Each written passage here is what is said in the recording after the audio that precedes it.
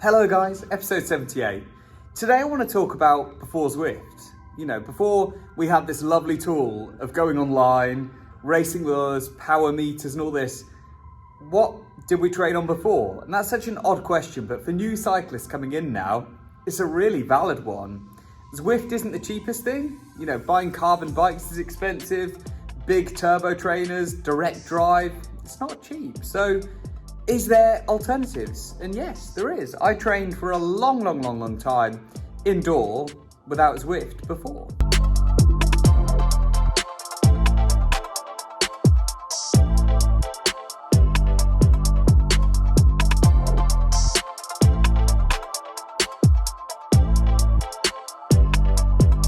Before Zwift was cool, we used things like this. This is a spin bike.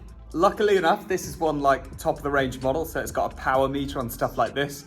But a lot of these wouldn't even have screens, and you'd jump on to do your sessions and you'd just be using like your heart rate monitor and a stopwatch next to you. And this was how people used to train before Zwift and all these programs came in. And I hate to say, if someone gave me the option, Robbie, you've either got Zwift with your bike on or a spin bike, and you're going to be focusing on a lot of power sessions in the future, I'll probably take the spin bike. I like Zwift, but it's distracting and it costs actually.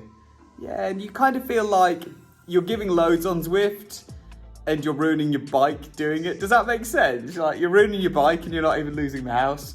So this bike here is bike H. I'm here at Heroes Fitness in Kings Lynn, that's where I work. And I have put in, the lifetime counter on that says about 14,000. I've probably put in 12,000 of those miles on that bike, whether it be teaching sessions or just training. This thing has been an absolute beast to me. I absolutely love it. If there's one thing I'd love to buy right now for my new house when I move in, it is this bike. And I'm actually going to ask the owner of the gym if I can buy it. It's just been great. It's been really good. I would really recommend, if you're thinking about getting strong and stuff like that, to think about maybe getting a standalone setup like a spinning bike or a watt bike or something like that.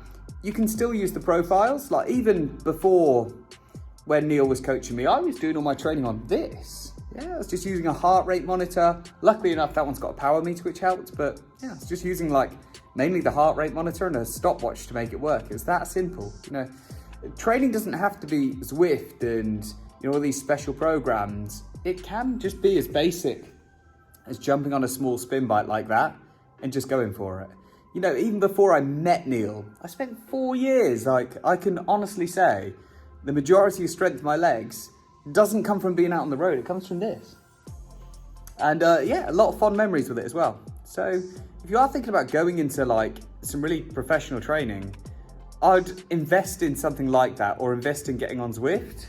I think Zwift is good because you can get used to the positions you're in.